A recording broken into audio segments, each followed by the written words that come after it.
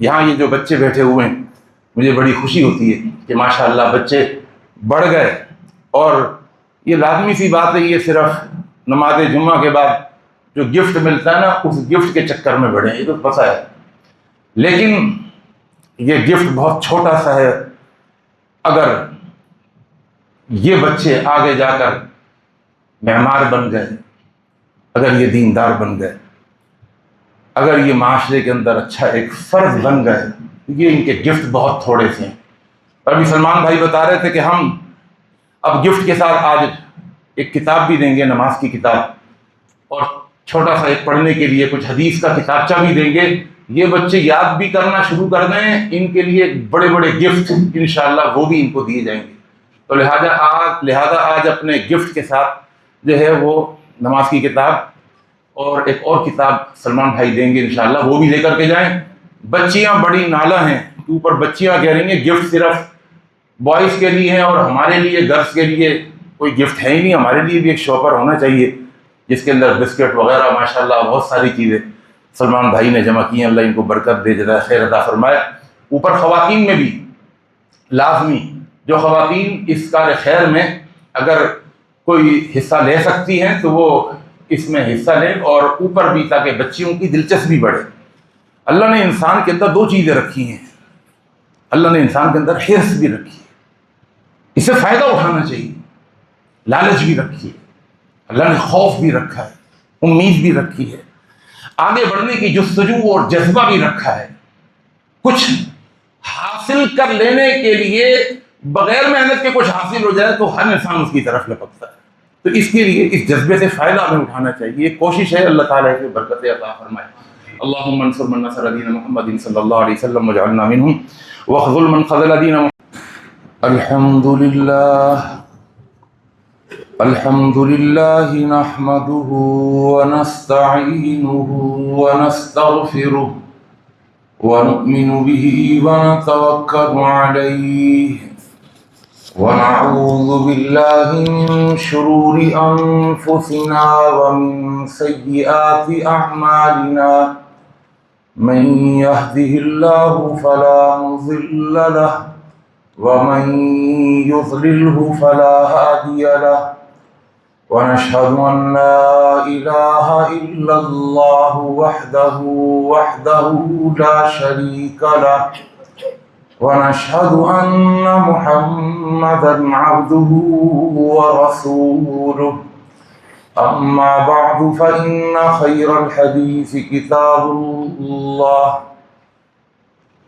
وخير الهدي هدي محمد صلى الله عليه وسلم، وشر الأمور محدثاتها، وكل محدثة بدعة، وكل بدعة ضلالة، وكل ضلالة في النار۔ اللهم صل على محمد وعلى آل محمد كما صليت على إبراهيم وعلى آل إبراهيم إنك حميد مجيد۔ اللهم بارك على محمد وعلى آل محمد كما باركت على إبراهيم وعلى آل إبراهيم إنك حميد مجيد۔ فقد قال الله تبارك وتعالى في القرآن المجيد والفرقان الحميد، أعوذ بالله السميع العليم وبوجهه الكريم وسلطانه القديم من الشيطان الرجيم، بسم الله الرحمن الرحيم۔ يا أيها الناس قد جاءتكم موعظة من ربكم وشفاء لما في الصدور وهدى ورحمة للمؤمنين۔ رب اشرح لي صدري ويسر لي أمري واحلل عقدة من لساني يفقهوا قولي سبحانك لا علم لنا إلا ما علمتنا إنك أنت العليم الحكيم اللهم انفعنا بما علمتنا وعلمنا ما ينفعنا وزدنا علما اللهم إنا نعوذ بك من علم لا ينفع ومن قلب لا يخشع ومن نفس لا تشبع ومن دعوة لا تسمع. ہر قسم کی تعریفات و تحمیدات، تسبیحات و تقدیسات، تحلیلات و تمجیدات اور تہنیات و تکبیرات اس اللہ جل جلالہ عما نوالہ کے لیے جس کی جتنی بھی تعریفیں بیان کی جائیں، جس کی جتنی بھی حمد و ثنا بیان کی جائے اور جس کی جتنی بھی تحسین و ستائش بیان کی جائے اور جس کے لیے جتنے بھی شکریہ کے کلمات ادا کیے جائیں کم ہیں. حق یہ ہے کہ حق ادا نہیں ہو سکتا. حمد و ثنا کے بعد درود و سلام نازل ہوں دونوں جہانوں کے سردار پیغمبر آخر الزماں حضرت محمد مصطفیٰ صلی اللہ تعالی علیہ وآلہ وسلم کی ذات اقدس پر، جسد اقدس پر، روح اقدس پر بے شمار بے حد و حساب انگنت لا تعداد کہ جنہیں اللہ تعالیٰ نے ساری کائنات کے لیے رہبر، رہنما اور تمام جہان والوں کے لیے رحمت بنا کے بھیجا ہے. مختصر سی حمد و صلات کے بعد قرآن مجید کا 11واں پارہ 10ویں سورت سورہ یونس کی آیت نمبر 57 آپ کے سامنے تلاوت کی ہے. اللہ تعالیٰ سے دعا ہے اللہ مجھے اور آپ کو، ہم سب کو قرآن مجید کا صحیح فہم اور قرآن مجید کی صحیح سمجھ عطا فرما دے، اور جمعے کے وساطت سے میں اور آپ جو بھی قرآن و حدیث کی باتیں اور نصیحتیں سنتے اور سناتے ہیں اللہ ہمیں ان پر اخلاص کے ساتھ عمل پیرا ہونے کی بھی توفیق عطا فرما دے. قرآن مجید کی اس آیت مبارکہ میں اللہ نے فرمایا یا ایھا الناس، اے لوگو، قد جاءتکم موعظۃ من ربکم، تحقیق آ چکی ہے تمہارے پاس. کیا آ چکا ہے اللہ کے پاس سے؟ اللہ کے پاس سے قرآن آیا. تو اللہ نے یہاں قرآن کا ذکر نہیں کیا بلکہ قرآن کے 4 فائدوں کا ذکر کیا. قرآن کے 4 فائدوں کا ذکر کیا. یہ قرآن کا اپنا ایک انداز ہے. اللہ ہم سے جو گفتگو کرتے ہیں وہ ہمارے ذہن کی مطابقت کے اعتبار سے گفتگو فرماتے ہیں.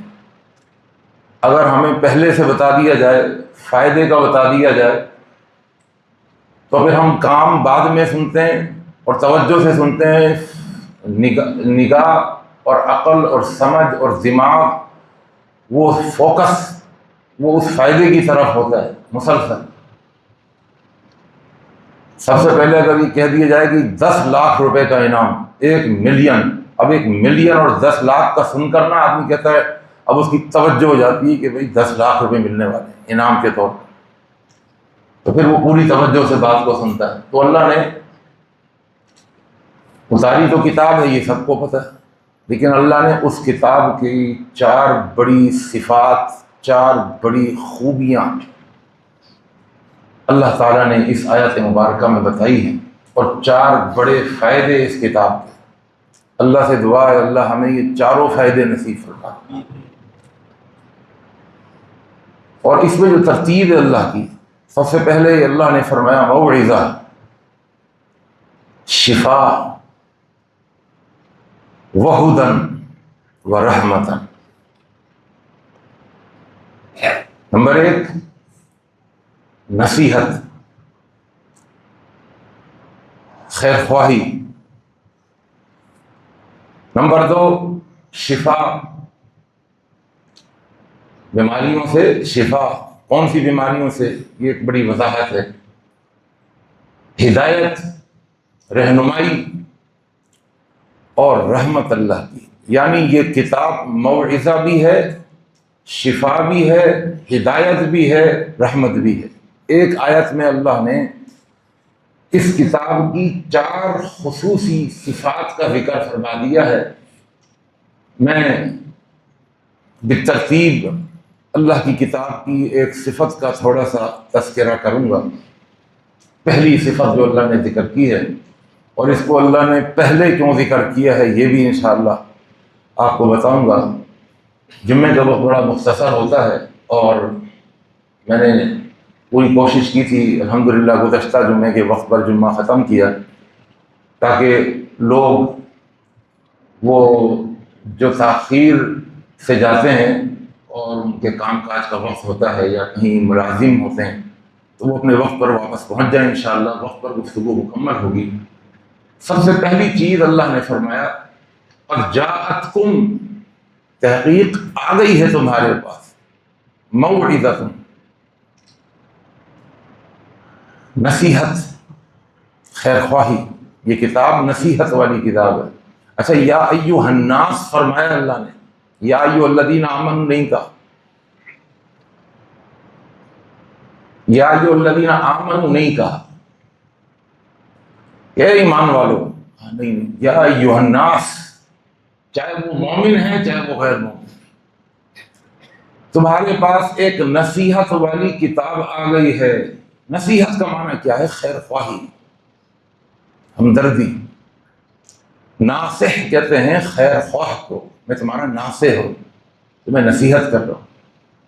آدمی جب بھی نصیحت کرتا ہے تو خیر خواہی کے جذبے سے ہی تو کرتا ہے نا۔ دیکھو بیٹا میری تمہیں نصیحت ہے، یوں کرتے ہیں نا، غلط کام کر رہا ہوتا ہے اور ہم کہتے ہیں بیٹا میری تمہیں نصیحت ہے، یعنی میں تمہیں نصیحت کر رہا ہوں۔ اور باپ اپنے بیٹے کو جب نصیحت کرتا ہے تو خیر خواہی کے جذبے سے کرتا ہے، وہ ٹوکتا ہے، روکتا ہے، منع کرتا ہے، یہ کر لینا اور یہ نہیں کرنا، وغیرہ وغیرہ۔ تو اللہ پاک نے فرمایا کہ یہ کتاب نصیحت والی کتاب ہے، خیر خواہی والی کتاب ہے، اور یا ایھا الناس کہہ کر اللہ نے کافروں کو بھی مخاطب کیا کہ اگر تم بھی چاہتے ہو، ہمدردی کون نہیں چاہتا ہے؟ کافر بھی چاہتا ہے۔ خیر خواہی کون نہیں چاہتا ہے؟ کافر بھی چاہتا ہے۔ تو اللہ نے ان سب کو، جو بھی انسان ہے، اللہ نے سب کو کہا یا ایھا الناس، ایک خیر خواہی والی کتاب۔ چاہتے ہو اپنے ساتھ خیر خواہی، تو اس کتاب سے ذرا تعلق جوڑ لو۔ اور یاد رکھیے گا، یہ کامن سینس کی بات ہے، جب کوئی کسی کے ساتھ جڑ جاتا ہے تو جڑنے کی وجہ سے وہ بھی وہی بن جاتا ہے جس کے ساتھ جڑا ہے۔ میں اس کو 2-3 مثالوں سے سمجھا کر میں آگے کی طرف بڑھوں۔ اصل میں نے آپ کو پہلے بھی بتایا تھا کہ میں خطیب بعد میں ہوں، اور اللہ کی توفیق اور مہربانی سے ٹیچر پہلے ہوں۔ مجھے 35 سال کا تجربہ ہے پڑھانے کا، اللہ کی مہربانی سے اور والدین کی دعاؤں سے۔ تو ذرا سا اس کو، نصیحت کو سمجھ لیں۔ میں عرض یہ کر رہا تھا کہ جب کوئی کسی کے ساتھ جڑ جاتا ہے نا تو وہ بھی ویسے ہی ہو جاتا ہے۔ بڑی مثال مشہور ہے، صحبت صالح ترا صالح کند، صحبت طالح ترا طالح کند۔ وہ اچھوں کی صحبت تمہیں اچھا بنا دے گی اور بروں کی صحبت تم کو برا بنا دے گی۔ جہاں جڑو گے نا ویسے ہی بنو گے۔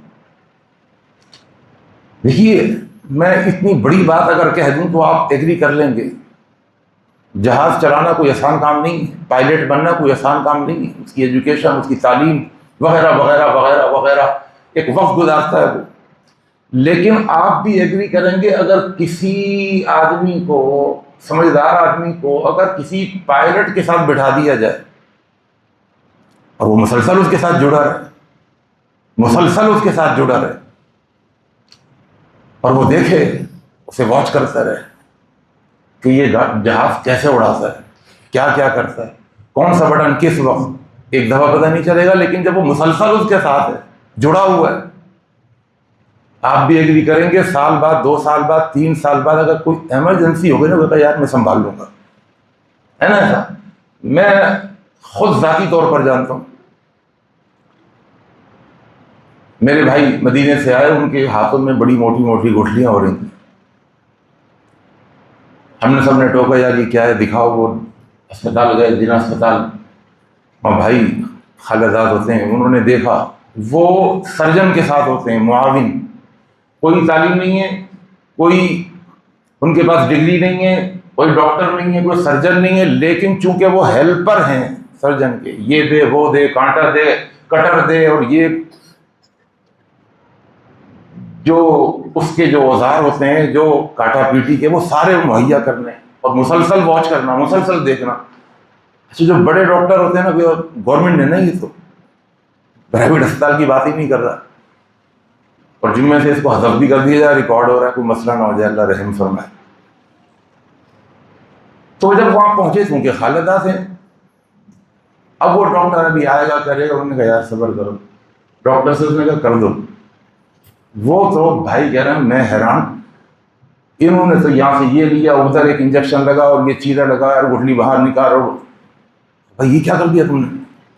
وہ اس کی بینڈیج بھی کر دی، ہو گیا، 3 گٹھلیاں نکال کے ہاتھ میں رکھ دی، یہ نکل گئی۔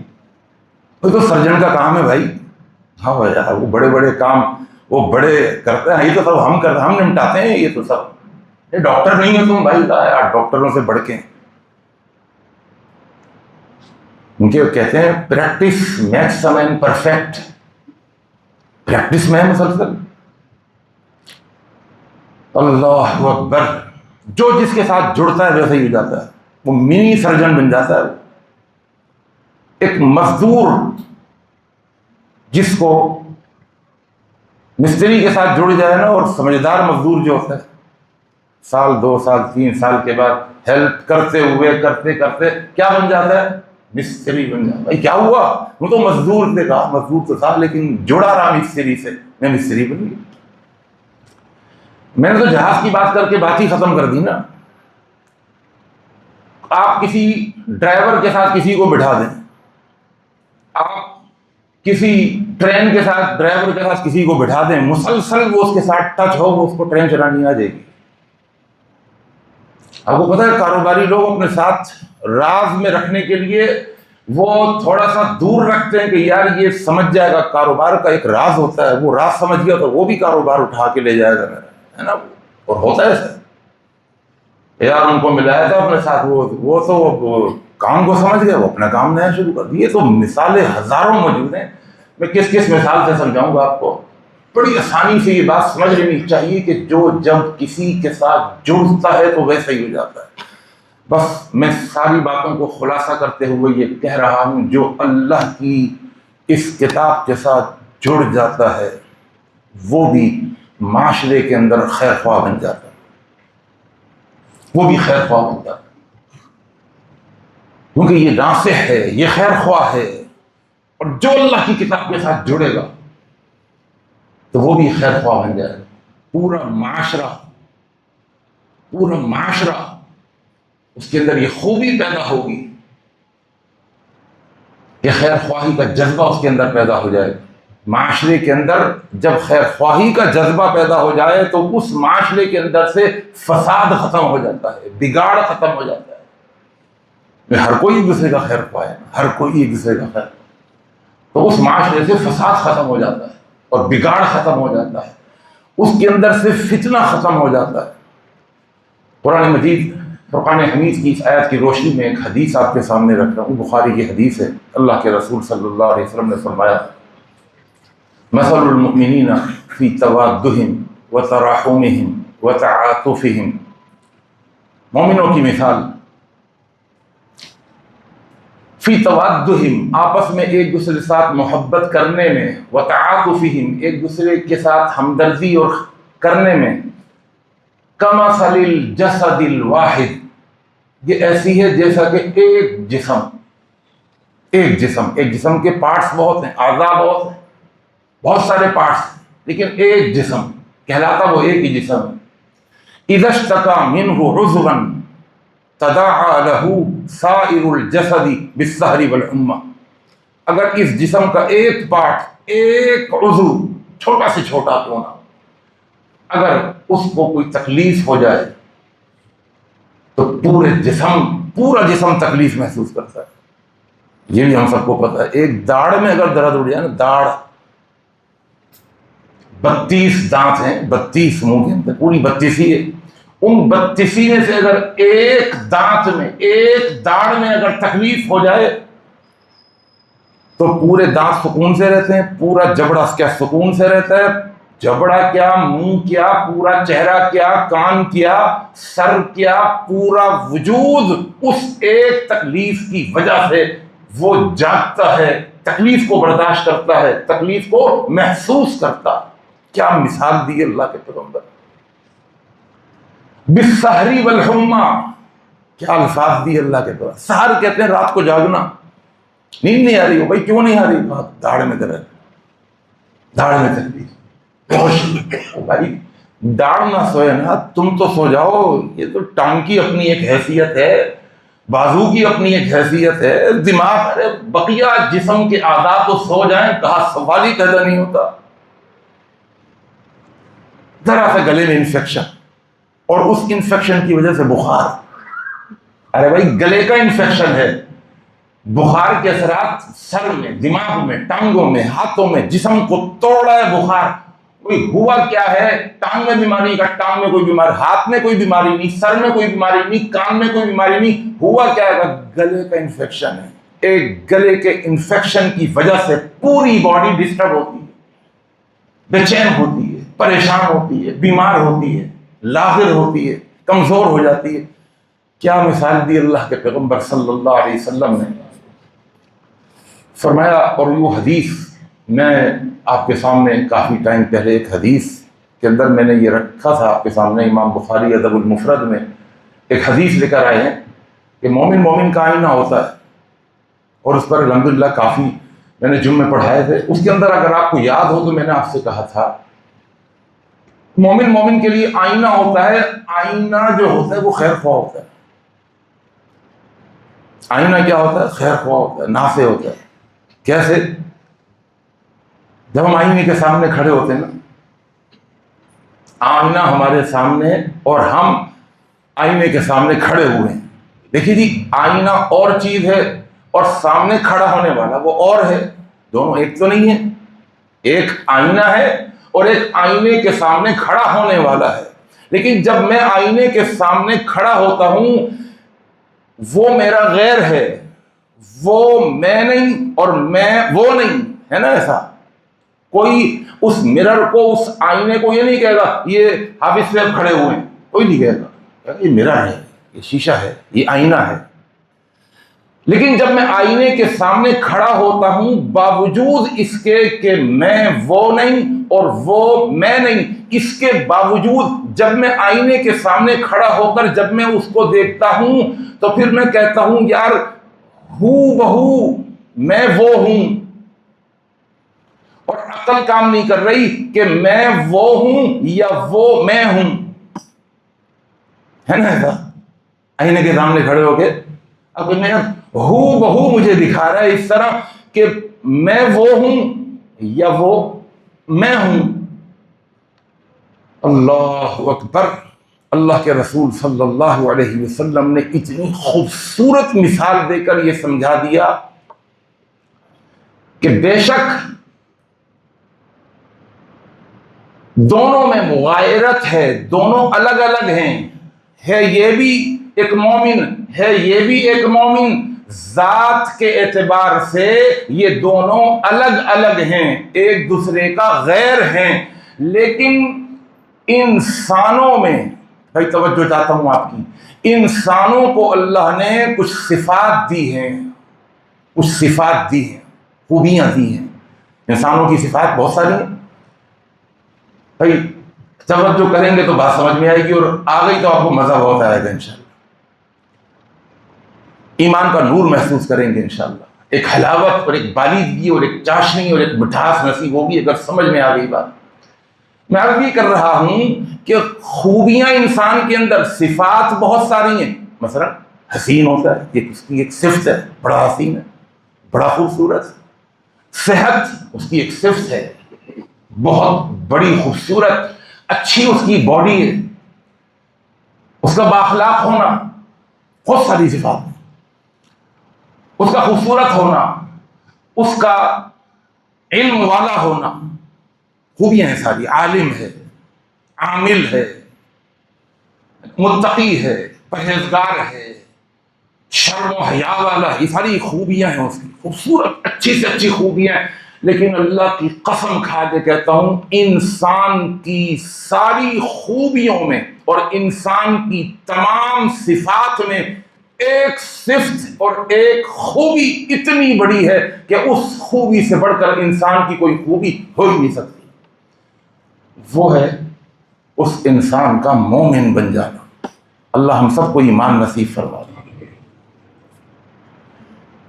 آپ کہیں گے جی مولوی صاحب ایمان نصیب فرما دے، ایمان تو ہے ہمارے پاس، ہم تو ہیں ہی مومن، یہ کیا دعا کر دی اللہ میں ایمان نصیب فرما دے؟ نہیں، حقیقی ایمان اور ہے، ظاہری ایمان اور ہے. جبھی تو اللہ قرآن میں فرماتا ہے یا ایھا الذین آمنوا آمنوا، اے ایمان والو ایمان لے آؤ. تو بات عقل میں آ رہی ہے؟ کوئی کھانا کھا رہا ہے، پیٹ بھر کر ہم کہیں بھائی کھانا کھا لو یار، کھانا تو میں نے کھا لیا.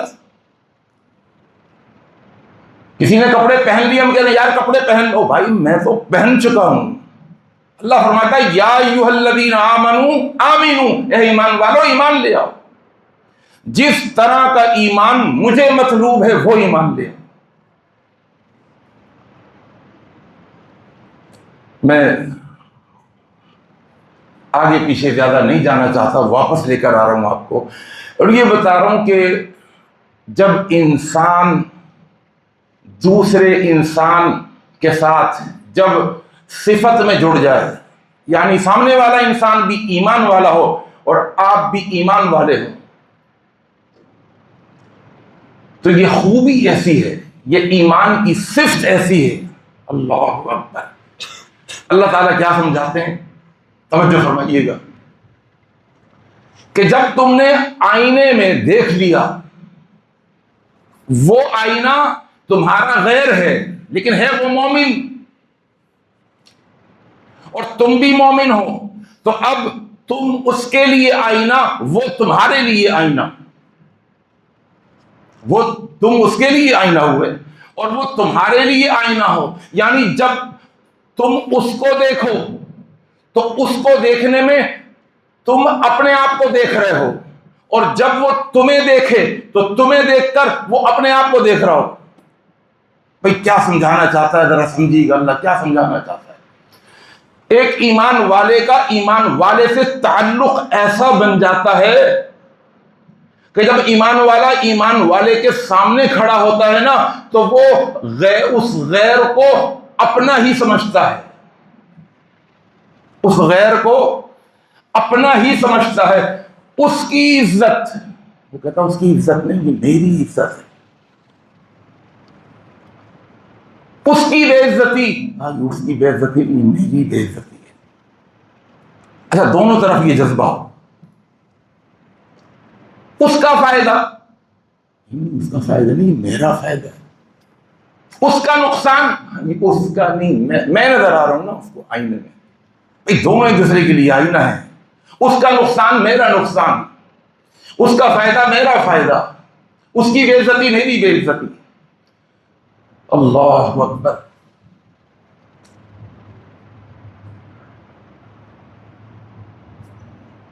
تو جب ایک دوسرے کے خیر خواہ بن جائیں گے اس طریقے سے کہ اس کے نقصان کو اپنا نقصان سمجھیں گے. کوئی اپنا نقصان کرتا ہے؟ کبھی بھی نہیں کرتا. اس کے ساتھ اگر زیادتی ہو رہی ہے تو وہ در حقیقت میرے ساتھ زیادتی ہو رہی ہے. یعنی اللہ بڑے خوبصورت لطیف پیرائے میں یہ بات بھی سمجھاتا ہے، بڑے خوبصورت اور لطیف پیرائے کے اندر، کہ تھوڑی سی دیر کے لیے تم اپنے آپ کو اس کی جگہ پر رکھ کے سوچو. بھئی ایک قتل کرتا ہے وہ قاتل کہلاتا ہے، اور ایک قتل ہوتا ہے وہ مقتول کہلاتا ہے.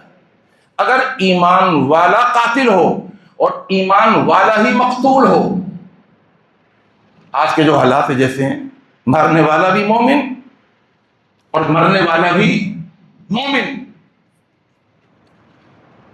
اللہ کیا فرماتے ہیں؟ فرمایا وَلَا تَقْتُلُوا أَنفُسَكُمْ،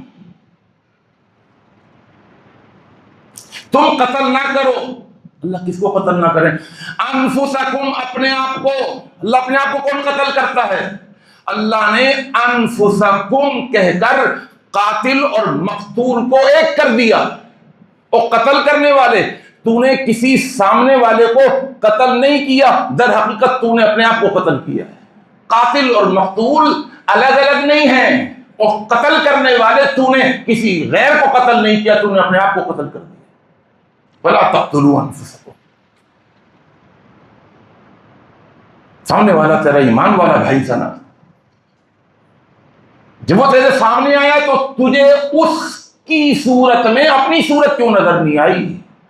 اور قتل کرنے والے تجھے مقتول کی صورت میں اپنی قاتل کی شکل کیوں نظر نہیں آئی؟ اگر تو نے قتل کرنا ہی تھا، تو بھی ایمان والا وہ بھی ایمان والا، تو سوچ تو نے خیر خواہی کی تھوڑی سی دیر کے لیے. تو یہ سمجھ لے کہ اگر وہ تجھے قتل کرتا اور تو اس کی جگہ پر مقتول ہوتا تو کیا تو یہ بات اچھی لگتی، پسند آتی کہ کوئی تجھے قتل کر دے؟ ہاں نہیں، سوال ہی پیدا نہیں. وہ مجھے کیسے قتل کرے؟ جب مجھے اپنی ذات کے لیے پسند نہیں ہے. اللہ کہتا ہے جب تجھے یہ بات اپنی ذات کے لیے پسند نہیں ہے تو سامنے والا بھی ایمان کی وجہ سے تیرے ساتھ جڑا ہوا ہے، اس کے لیے بھی یہ بات پسند نہیں ہونی چاہیے. اس کا قتل تیرا قتل. اللہ اکبر. ایک اور مثال ہے، اللہ کا قرآن بھرا ہوا ہے. لا يسخر قوم من قوم عسى ان يكونوا خيرا منهم ولا نساء من نساء عسى ان يكون خيرا منهن ولا تلمزوا انفسكم. تلمزوا انفسكم. عیب جوئی کرتا ہے نا آدمی، عیب جوئی کسی کے عیب نکالتا ہے. عیب جوئی، تانے مارنا، تانا زنی کرنا، عیب نکالنا، بہتان لگانا، عیب جوئی کرنا. اللہ فرماتا ہے وَلَا تَلْمِزُوا أَنفُسَكُمْ، اپنی عیب جوئیاں مت کیا کرو. اللہ اپنی کون کرتا ہے عیب جوئی؟ ہم تو اپنے عیب چھپاتے ہیں. اللہ ہم کو اپنے عیب چھپاتے ہیں، عیب جوئی تو نہیں کرتے ہم اپنی. اور اللہ کا قرآن کیا کہتا ہے؟ وَلَا تَلْمِزُوا أَنفُسَكُمْ، اپنی عیب جوئیاں مت کیا کرو. ایک عیب جوئی کرنے والا اور ایک وہ ہے جس کی عیب جوئی کی جا رہی ہے، جس میں کیڑے نکالے جا رہے ہیں. ایک ہے کیڑے نکالنے والا اور ایک وہ ہے جس کے کیڑے نکالے جا رہے ہیں. ایک ہے کردار کشی کرنے والا اور ایک وہ ہے جس کی کردار کشی کی جا رہی ہے. اللہ نے انفسکم سے ان کو ایک کر دیا. اور عیب لگانے والے، تو در حقیقت اس کے عیب، اس پر عیب نہیں لگا رہا، اپنے اوپر عیب لگا رہا. غیبتیں کرنے والے تو اس کی غیبت نہیں کر رہا، یہ تو اپنی غیبت کر رہا ہے. اور بہتان لگانے والے، الزام لگانے والے، وہ گالی دینے والے تو اس کو گالی نہیں دے رہا، اپنے آپ کو گالی دے رہا ہے. کیونکہ مومن کے لیے آئینہ ہے. جس کے تو عیب بیان کر رہا ہے، اگر وہ مومن ہے تو وہ تیرے لیے آئینہ ہے. جب وہ تیرے سامنے آیا، جب وہ آئینہ تیرے سامنے آیا، وہ مومن آئینے کی شکل میں جب تیرے سامنے آیا تو تجھے اپنی شکل کیوں نظر نہیں آئی؟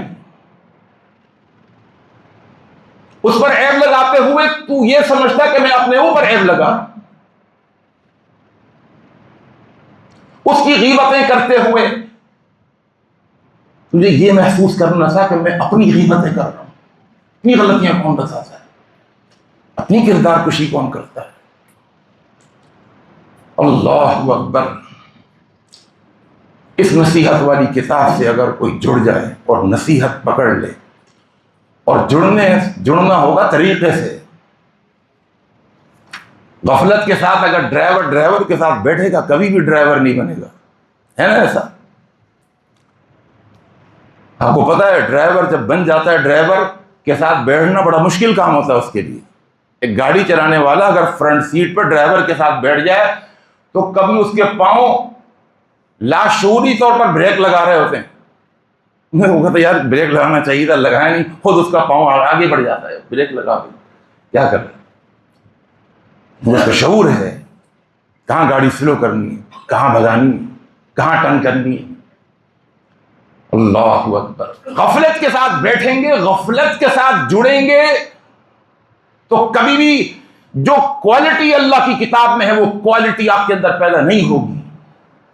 وہ نصیحت، وہ خیر خواہی جس کے بارے میں اللہ کا قرآن کہتا ہے یہ خیر خواہی والی کتاب ہے،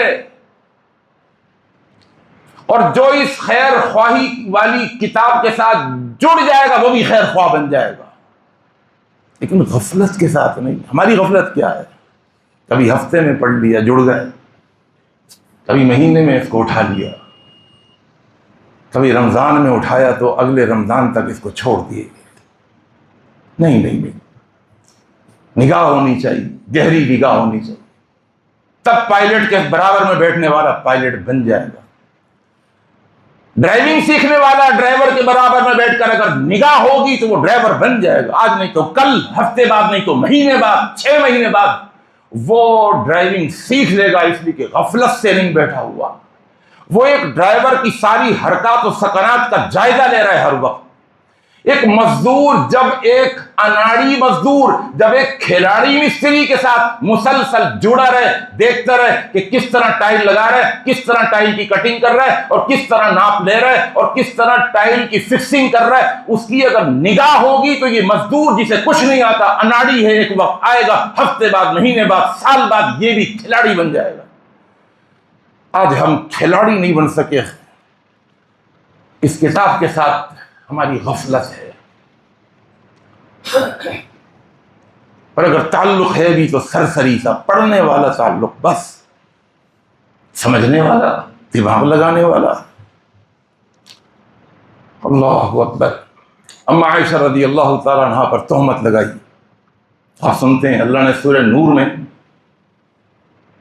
18 آیتیں نازل کی عائشہ رضی اللہ تعالیٰ عنہ کی برات کے اندر، وَلَوْلَا إِذْ سَمِعْتُمُوهُ۔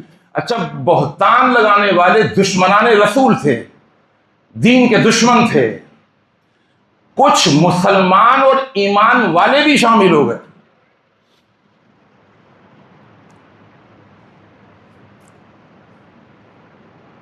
اللہ کے رسول صلی اللہ علیہ وسلم کی سالی حضرت زینب کی بہن حمنہ بنت جحش، حضور کی سالی تھی، وہ بھی الزام لگانے والوں میں شامل ہو۔ سوتنوں کا مسئلہ ہوتا ہے، بڑا خطرناک ہوتا ہے۔ حضرت زینب بھی اللہ کے رسول صلی اللہ علیہ وسلم کی بیوی، عائشہ بھی بیوی۔ ہر مسلمان سے، ایمان والے سے غلطی ہوتی، ہو گئی ان سے بھی غلطی، بہتان لگانے والوں میں وہ بھی شامل ہو گئی۔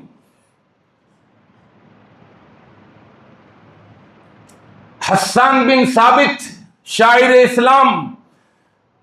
اسلام کا وہ شاعر، جب وہ شعر کہتا تھا تو اللہ کے رسول فرمایا کرتے تھے، اے حسان تم شعر کہو، میں تمہارے لیے دعا کرتا ہوں۔ کیا دعا کرتا ہوں؟ اللہم ایدہ بروح القدس۔ اللہ، یہ حسان بن ثابت جب شعر کہنے لگے نا تو جبرائیل کو بھیج کر اس کی مدد کر۔ اور مجھے یہاں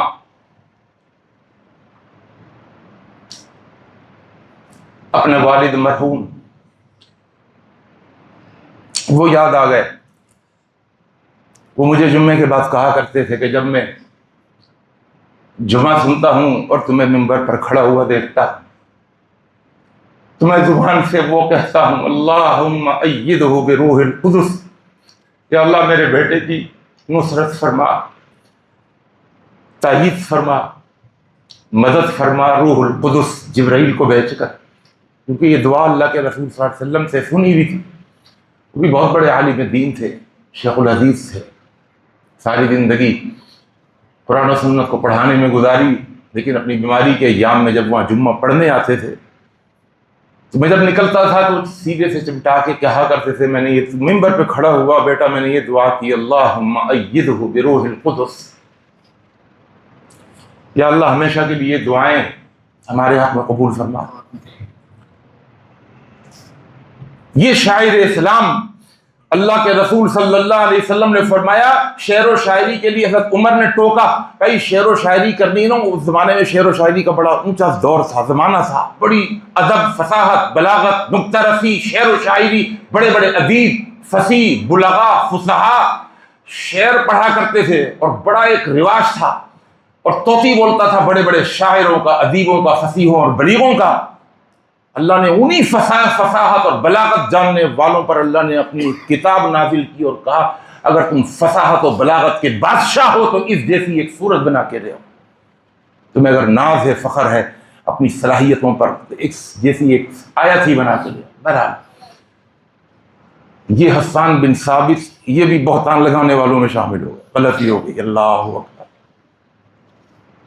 مستح صحابی رسول ہیں، انہوں نے بھی بہتان لگانے والوں میں شامل ہو گئے، اور جب اللہ نے برات اتاری تو پھر بہتان لگانے والوں پر کوڑے جاری کی، حد جاری کی، مستح کو بھی کوڑے مارے گئے، حمنہ بنت جہش کو بھی کوڑے مارے گئے، یہ نہیں کہ حضور کی سالی ہیں تو بچ جائیں گی، حسان بن ثابت کو بھی، مستح کو بھی کوڑے لگائے گئے، بہتان لگاتے ہو۔ اور جو پوائنٹ آپ کو سنانا چاہتا ہوں، بس آپ کی توجہ چاہتا ہوں، بات مکمل کرنی ہی پڑے گی، ٹائم مکمل ہو گیا۔ وَلَوْلَا إِذْ سَمِعْتُمُوهُ ظَنَّ الْمُؤْمِنُونَ وَالْمُؤْمِنَاتِ بِأَنفُسِهِمْ، یہ ہے میرا موضوع، بِأَنفُسِهِمْ خَيْرًا۔ عائشہ پر بہتان لگانے والوں نے بہتان لگاتے ہوئے یہ کیوں نہیں سمجھا کہ یہ بہتان عائشہ پر نہیں اپنے اوپر لگا رہے ہو تم؟ مومن ہو کر، ایمان والا ہو کر ایک مومنہ پر بہتان لگاتے ہوئے تمہیں ایسا کیوں فیل نہیں ہوا کہ تم عائشہ پر نہیں، تم اپنے آپ پر بہتان لگا رہے ہو؟ ایک مومن کے لیے آئینہ ہوتا ہے، جس پر بہتان لگا رہے تھے اس کو دیکھتے ہوئے تمہیں اپنی صورت کیوں نظر نہیں آئی؟ مومن تو مومن کا آئینہ ہوتا ہے۔ اے بہتان لگانے والے، جس پر تو بہتان لگا رہے، در حقیقت یہ بہتان اس پر نہیں لگا رہا، اپنے اوپر لگا رہا۔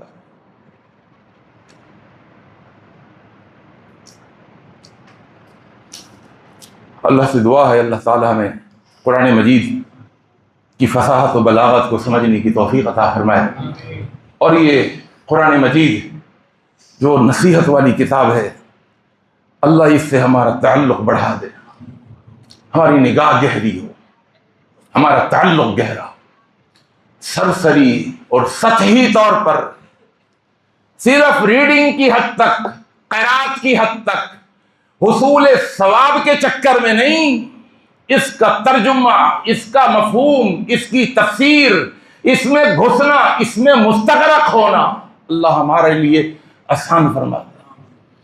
وَلَقَدْ يَسَّرْنَا الْقُرْآنَ لِلذِّكْرِ فَهَلْ مِن مُدَّكِرٍ، اور اب یقین جانیے کہ جس کو قرآن کے اندر مستغرق ہونے کا، جس کو چسکا لگ جائے اور جس کو نشہ لگ جائے، اس نشے کا مزہ وہی جانتا، اس میں وہ اسرار ہیں، اس میں وہ قیمتی جواہر ہیں، وہ کمیاب اور نایاب ہیرے اور موتی ہیں کہ جب وہ انسان کو حاصل ہوتے ہیں تو انسان حیران و شش رہ جاتا ہے، انسان اپنے آپ کو دنیا کا سب سے بڑا مالدار سمجھنے لگتا ہے، انسان اپنے آپ کو سب سے بڑا خوش نصیب اور سعادت مند سمجھنے لگتا ہے جس کو اللہ قرآن کی سمجھ عطا فرما دے۔ مَن يُرِدِ اللَّهُ بِهِ خَيْرًا يُفَقِّهْهُ فِي الدِّينِ، جس کے ساتھ اللہ بھلائی کا ارادہ کرتے ہیں تو اللہ اس کو دین کی سمجھ عطا فرماتے ہیں، سمجھ۔ اللہ ہم سب کو دین کی سمجھ عطا فرماتے ہیں۔ اور یہ جمعے پہلے بھی کہہ چکا ہوں اور پھر کہہ کر اپنی بات ختم کر رہا ہوں کہ یہ جمعے اللہ کا بنایا ہوا مسلمانوں کے لیے ایک آسان ترین سسٹم ہے قرآن و حدیث کو سمجھنے کے لیے، آسان ترین سسٹم۔ روز نہیں کہتا اللہ آ جاؤ ادھر اس کلاس کو اٹینڈ کرو، 4 گھنٹے کے لیے اسکولنگ کرو، مدرسے میں جاؤ۔ ہم جاتے ہیں نا، بچوں کو روز لے کے جاتے ہیں دنیا سیکھنے کے لیے، دنیا کے علوم سیکھنے کے لیے، ہم 4 گھنٹے نہیں 6 گھنٹے لگاتے ہیں، پورا دن لگاتے ہیں ہاسٹل میں رہ کر اعلیٰ تعلیم کے حصول کے لیے یونیورسٹی میں ایڈمیشن لیتے ہیں۔ اللہ کہتا ہے دین کو سمجھنے کے لیے میں نے کوئی مشکل ترین سسٹم نہیں بنایا، بس اس کے ساتھ جڑ جاؤ۔ اس جڑنے کے لیے میں نے تمہیں بڑا آسان ترین سسٹم دیا ہے، اس سسٹم کو تو فالو کر لو۔ اللہ کون سا سسٹم ہے؟ اللہ نے کہا مہینے میں 4 ہفتے ہوتے ہیں، مہینے میں 30 دن ہوتے ہیں، مہینے میں سے ایک دن میں 24 گھنٹے ہوتے ہیں۔ 24 کو 30 سے ملٹی پلائی کریں بھائی، آفتاب صاحب بیٹھے ہوئے کر لیں گے، 24 کو 30 سے ملٹی پلائی کریں، 720۔ اللہ کہتا ہے مہینے میں 720 گھنٹے تمہارے لیے، ان 720 گھنٹوں میں سے میں یہ نہیں کہہ رہا 100 گھنٹے نکالو 50 گھنٹے نکالو، کہا نہیں 720 گھنٹوں میں سے صرف 4 گھنٹے دے دو، اور وہ 4 گھنٹے بھی اکٹھے نہیں، ایک ہی وقت میں نہیں، تھک جاؤ گے۔ اللہ کہتا ہے 4 گھنٹے بھی اس طرح نکالو کہ ایک ہفتے میں 1 گھنٹہ دے دو۔ پھر بھی ہم فالو نہ کریں اللہ کے سسٹم کو اور کہیں مولوی صاحب کوئی وظیفہ بتائیے اولاد فرما بردار ہو جائے۔ ہاں یہ قرآن ہے ہی اس کے لیے کہ گھول کے پلائیں اور اولاد جو ہے نا وہ بن جائے گی۔ ڈرائیور سے کہیں تم یہ جو برابر میں تم ڈرائیونگ جو سیکھنا چاہ رہے ہو نا، ڈرائیور کے برابر میں بیٹھنے والا، اس سے کو نہیں ڈرائیور کو نہیں دیکھو کیسے گاڑی چلا رہا ہے، ایک تمہیں جو ہے نا وہ ہم جو پورا کورس ہوتا ہے تربیت کا ڈرائیونگ سیکھنے کے لیے، اس کو ہم پانی میں گھول کے تمہیں پلا دیں گے، تمہیں آ جائے گی ڈرائیونگ۔ وہاں کلاسیں لینی پڑتی ہیں، دبئی میں جائیں وہاں پر لائسنس کے حصول کے لیے 1 دفعہ فیل، 2 دفعہ فیل، تیسری دفعہ فیل۔ مجھے بتایا ایک ساتھی نے 10 دفعہ فیل ہو گئے اور کتنی ہزاروں درہم کی فیسیں بھری ہیں۔ دین سیکھنے کے لیے وظیفہ چاہیے، اولاد کو فرما بردار کرنے کے لیے وظیفہ چاہیے، اتنے آسان طلب، اتنا ایزی دیا بھائی کہ میں اولاد بگڑ گئی، بھائی وہ بگڑی نہیں ہے، اس کو بگاڑنے میں ماں باپ کا ہاتھ ہے۔ اولاد نافرمان ہے، وہ نہیں نافرمان، تم نے ان کو نافرمان بنایا، تم نے ان کو دنیا سکھائی، تم نے انہیں سب کچھ دیا لیکن نہیں دیا تو دین کی سمجھ نہیں دی۔ اور اللہ کا بنایا ہوا وہ سسٹم جو سارے سسٹم ایجوکیشن کے سارے سسٹمز کے اندر وہ آسان ترین سسٹم تھا کہ ہفتے میں 1 گھنٹہ خود بھی اس کلاس میں آ جاتے، اپنے بچوں کو بھی اس کلاس میں لے آتے۔ یہ اصلی مرہم ہے، اصلی مرہم ہے، اصلی۔ اس کو شرط ہے زخم پر رکھنا، اتنی سی بھی اگر زخم پر رکھ دی جائے نا، مرہم اصلی ہو، زخم نے صحیح ہونا ہی ہونا ہوتا۔ یہ ہو نہیں سکتا کہ مرہم اصلی ہو، دوائی اصلی ہو اور وہ اثر نہ کرے۔ اور ایک مرہم وہ ہے جسے ایک ڈاکٹر بناتا ہے، حکیم بناتا ہے، معالج بناتا ہے، ایک طبیب بناتا ہے۔ یہ وہ مرہم ہے جو آسمان والے نے اتاری، اس نے بنا کے اتاری۔ اللہ میں دین کی سمجھ عطا فرماتے ہیں۔ اقول قولی ھذا استغفر اللہ لی ولکم اجمعین۔